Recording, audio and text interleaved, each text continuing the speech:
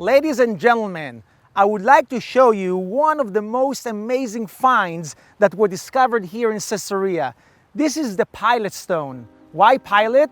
Because engraved on it are the names of Tiberius Caesar and below Pontius Pilate, the man who sent Jesus to the cross. Now, you have to understand, up until the discovery of this stone more than 30 years ago, the New Testament was the only source of information that we had about Pilate.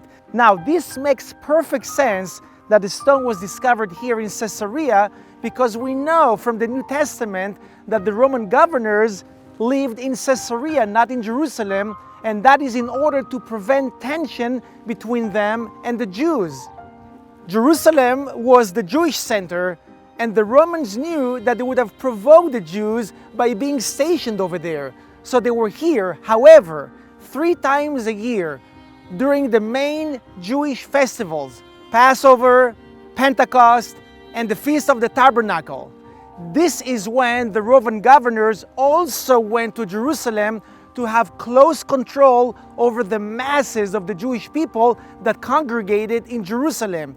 That is in order to prevent a potential uprising against Rome.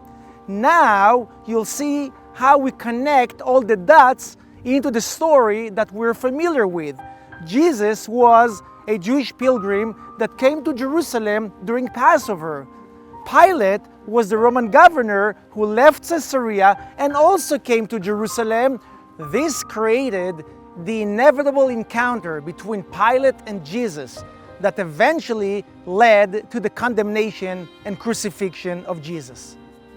And as a follow-up of what Boaz just told us, I would like to present to you a little bit the Jewish angle, the Jewish take on the crucifixion.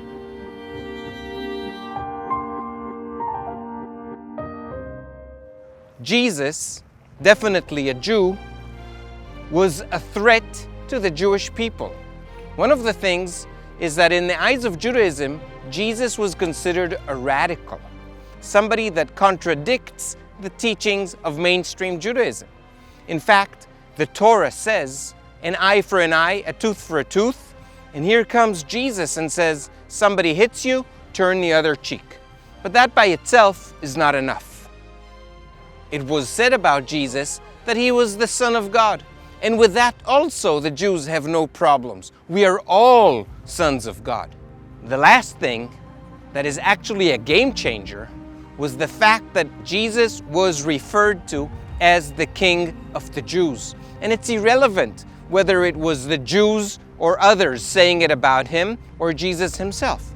The fact is that the Jews, being a minority that lived under the Roman regime, feared that if the Romans were to hear of a person treated as King of the Jews, they would think that the Jews have rebelled against us and have crowned a king from within, and therefore would come and would annihilate the whole of the Jewish people. The Sanhedrin, therefore, the Supreme Jewish Court, decided, let's sacrifice one individual to save everybody else. And what easier than somebody that is already considered a radical?